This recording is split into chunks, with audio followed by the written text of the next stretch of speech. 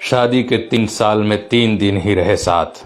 आज जहां अदने से गांव के प्रधान भी आलीशान घर बनवा कर रहते हैं, वहीं देश के प्रधानमंत्री नरेंद्र मोदी की पत्नी जसोदाबेन एक जर्जर मकान में रहती है। ये मकान है गुजरात के ब्राह्मणवाड़ा गांव में, जहां उनका मायका है। इससे सहज अंदाजा लगाया जा सकता है कि जसोदाबेन कितनी सादगी और त्याग भरी जिंदगी गुजार रही हैं। मामूली सी पेंशन से जसोदाबेन अपना घर चला रही हैं। मोदी के ससुराल ब्राह्मणवाड़ा गांव के लोग बताते हैं कि जसोदाबेन मोदी के खिलाफ कुछ नहीं सुन सकती और उनकी फोटो हमेशा अपने पास रखती हैं। इतना ही नहीं, मोदी की फोटो की प्रतिदिन पूजा करती हैं।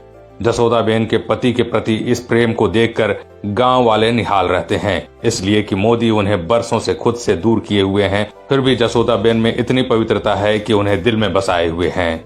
शिक्षक पद से रिटायर होने के बाद 62 वर्षीय जसोदाबेन को महज 14,000 रुपए पेंशन मिलती है। इसी पैसे से वो गुजारा कर रही हैं। मायके में उनके साथ उनके भाई और उनका परिवार रहता है। प्रधानमंत्री मोदी ने पहली बार बड़ोदरा लोकसभा सीट के लिए नामांकन भरते वक्त जसोदाबेन को अपनी पत्नी बताया। तब से जसोदाबेन और मोदी के रिश्ते मीडिया की सुर्खियों में आ गए। मोदी के प्रधानमंत्री बनने से पहले जसोदाबेन ने इंटरव्यू दिया था। उस इंटरव्यू में जसोदाबेन ने मोदी से रिश्ते पर खुलकर बात की थी। उसी समय जसोदाबेन ने कह दिया था कि मोदी जरूर देश के प्रधानमंत्री बनेंगे। इस दौरान उन्होंने बताया था कि उनकी शादी 17 साल की उम्र में हुई थी, जिसके कारण उन्हें पढ़ाई छोड़नी पड़ी, लेकिन मोदी चाहते थे कि मैं पढ़ाई करूं।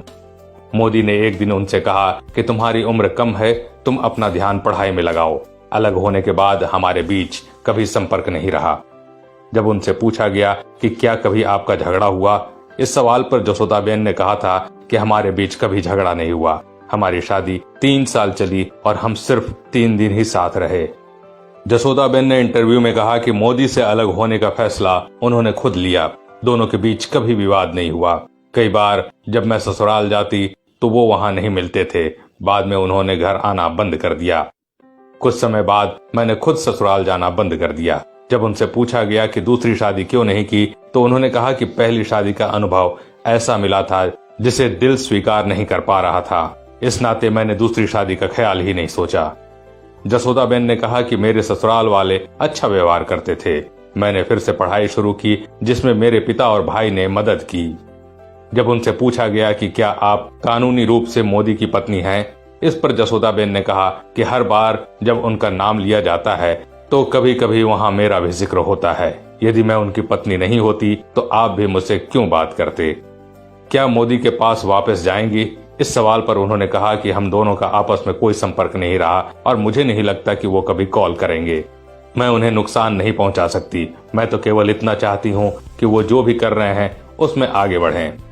आज के लिए बस इतना ही दोस्तों। अगर वीडियो पसंद आया तो लाइक करिएगा और ऐसे ही वीडियो देखने के लिए हमारे पेज को फॉलो जरूर करें।